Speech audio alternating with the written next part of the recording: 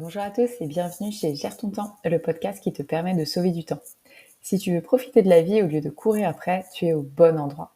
Je suis Mylène, fondatrice, et je vais te partager tous mes conseils, astuces pour gagner du temps, aussi bien dans ta vie personnelle que professionnelle. Allez, c'est parti. Pour ce premier épisode, je te propose qu'on s'attaque à un gros sujet, la procrastination.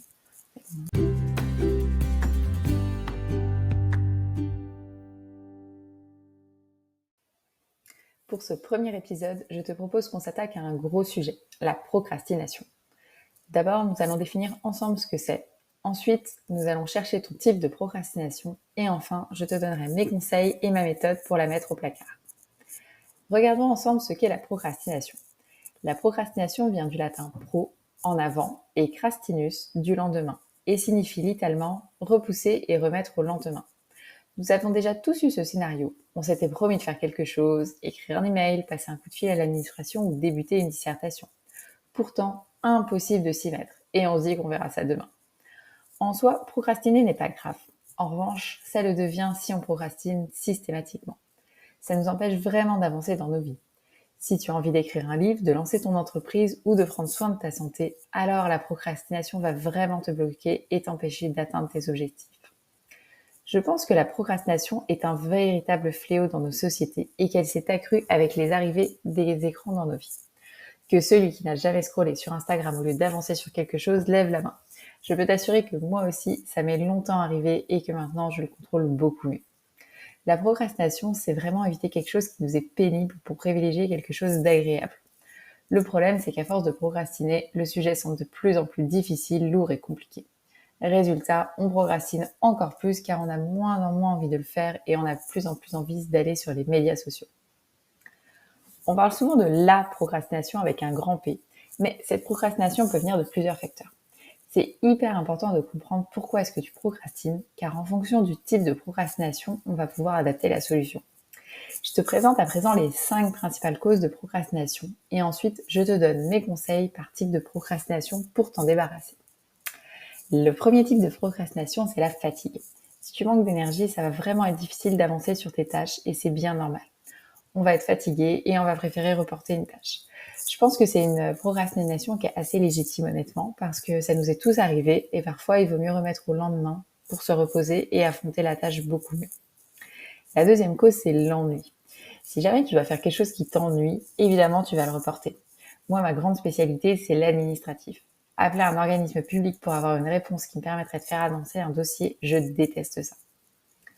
Ensuite, tu as la difficulté. Si tu trouves une tâche difficile, tu vas avoir tendance à la procrastiner. Si tu ne sais pas ce qu'on attend de toi ou si tu ne penses pas être à la hauteur, c'est assez normal. La quatrième cause de la procrastination, c'est la peur d'échouer. Si tu as peur de te planter, alors tu vas reporter. Et c'est pas mal le cas chez les entrepreneurs qui n'osent jamais lancer leur produit et passent des années à le perfectionner.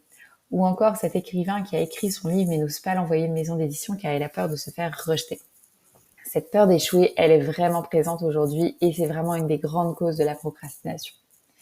Enfin, la dernière cause, c'est l'indécision. Si tu dois prendre une décision et que tu ne sais pas quoi faire comme poser ta démission pour changer de travail, eh ben, tu vas avoir tendance à repousser cette tâche parce que ça va te permettre de repousser la décision. Tu m'écoutes, mais à présent, je vais te faire travailler. Note sur une feuille 3 activités que tu procrastines depuis trop longtemps et classe-les dans une des causes qu'on vient de voir ensemble. Fatigue, ennui, difficulté, peur d'échouer et indécision. C'est bon, tu as tes 3 actions de procrastination ? Parfait. Alors je vais te partager des conseils pour vaincre ces 5 causes et enfin arrêter de les repousser au lendemain. On va commencer par la fatigue. Un bon exemple, c'est le sport. Je ne vais pas aller faire de sport car je suis trop fatiguée. Il vaut mieux que je me repose. La meilleure solution ici, c'est vraiment de se donner de l'énergie. Alors oui, c'est assez contre-intuitif, mais le sport va au contraire te permettre de donner de l'énergie. Et franchement, t'es pas obligé de partir courir et d'enfiler tes baskets. Tu peux vraiment bouger sur place dans tous les sens, danser, chanter, et ça va vraiment te permettre de récupérer de l'énergie. Mon deuxième conseil pour la fatigue, c'est d'appliquer la règle de 5 secondes de Mel Robbins.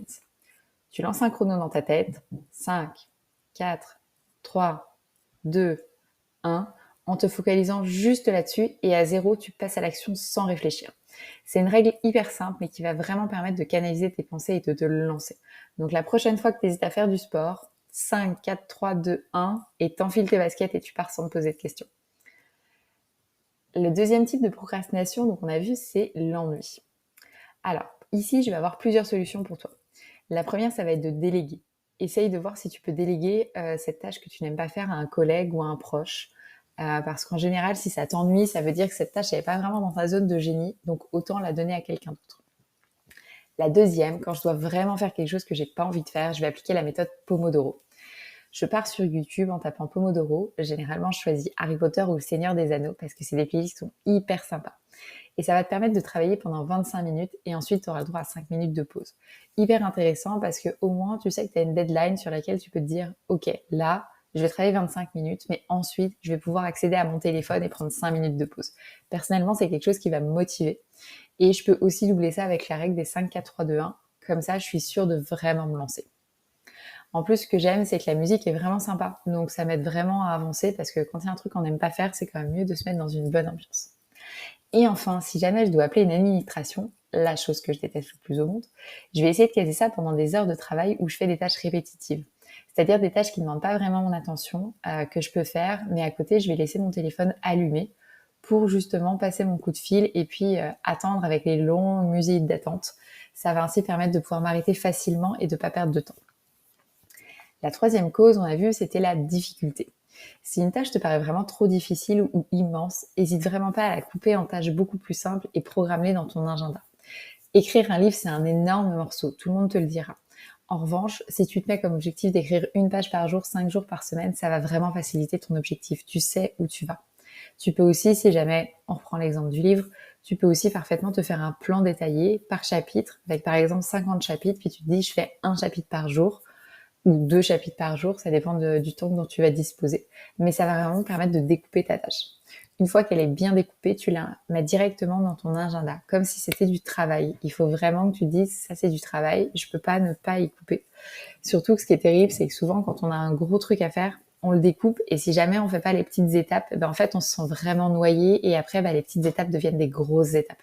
Donc même si c'est super difficile, découpe, programme dans ton agenda et tu vas voir que ça va beaucoup mieux se passer. En plus, c'est hyper motivant de voir que ça avance. L'avant-dernière cause de procrastination, c'était la peur d'échouer. Donc, il faut savoir qu'aujourd'hui, un Français sur 3 rêve d'écrire un livre, mais seulement 5% le font. Et ceux qui le font ne se présentent pas leur livre par un éditeur parce qu'ils ont vraiment peur de se faire rejeter. C'est une cause qui est souvent oubliée en fait par les procrastinateurs, mais échouer fait vraiment partie de l'apprentissage. Si tu n'avais pas échoué à un entretien d'embauche, tu n'aurais pas eu le poste tant convoité un peu plus tard. Parce que le premier entretien d'embauche échoué t'a vraiment permis de t'améliorer et de voir tes points forts et tes points faibles en entretien et de les travailler. Donc aujourd'hui, je vais te donner un petit exercice en plus si jamais tu es dans cette catégorie d'échouer. Prends une feuille et écris 10 moments où tu as échoué, ce que tu as appris et comment ça t'a permis d'avoir ensuite des réussites. Et la prochaine fois que tu vas procrastiner parce que tu auras peur d'échouer, relis cette feuille et aie confiance en toi et en tes capacités. Tu es capable, tu peux le faire. Tu as déjà réussi à d'autres moments de ta vie et surtout, même si tu échoues, tu en retireras forcément quelque chose. Je vais donner l'exemple de ce podcast. C'est le premier épisode et ça va peut-être être un énorme échec. Personne ne va l'écouter ou le trouver intéressant. Alors, avant de me lancer, je me suis rappelé de mes échecs et de leurs apports. Un jour, par exemple, j'ai envoyé les mauvais chiffres à un client qui m'a vraiment enguirlandé. La bonne nouvelle, c'est que ça m'a appris la rigueur. Donc aujourd'hui, je vais avoir tendance à relire tous mes documents et je vais plus recevoir vraiment d'emails désagréables. Donc une bonne façon de vaincre la peur d'échouer est de débuter la tâche. Travaille 2 minutes sur le sujet et en général, ça va suffire à te lancer et à avancer suffisamment. Vraiment, travaille sur ces 2 points et tu vas voir que ça va faire une énorme différence. Et encore une fois, ne t'inquiète pas, tout le monde échoue, tout le monde a peur d'échouer, mais c'est vraiment ceux qui vont réussir à faire face à ça qui vont pouvoir aller plus loin. Et je sais que tu en fais partie. Enfin, la dernière cause de la procrastination, on l'a vu, c'était l'indécision. Si tu sais pas quoi faire et comment le faire, alors tu peux pas avancer sur la tâche. Parfois, la meilleure façon de prendre une décision est de lancer une pièce. Oui, ça a l'air très très bizarre comme ça, mais c'est vrai. Lance une pièce en te disant, ok, si c'est pile, je fais ça. Si c'est face, je fais ça. En fait, ce qui est important, c'est pas tant la pièce que l'intuition. Parce que si par exemple, tu dois choisir entre quitter ton travail ou rester, lance une pièce. Si elle retombe sur rester dans son job, note ta sensation. Est-ce que tu es content ou est-ce que tu n'es pas content? Et en fait, ça, c'est vraiment ton instinct et ça va vraiment te permettre de pouvoir prendre ta décision. Donc des fois, juste faire confiance à son instinct, ça peut être une bonne façon d'arrêter de procrastiner. Voilà, ce podcast sur l'art de vaincre la procrastination touche à sa fin. Si tu as aimé ce podcast ou qu'il t'a aidé à mieux comprendre et vaincre la procrastination, tu peux le laisser 5 étoiles. Ça va m'encourager à le continuer et permettre à de nouvelles personnes de le découvrir. Tu peux aussi rejoindre mon infolettre où chaque semaine, je te partage un livre et un conseil sur la gestion des temps pour t'aider à reprendre le contrôle de ta vie. Je vais aussi y glisser un petit exercice chaque semaine pour que tu puisses progresser à ton rythme. À bientôt!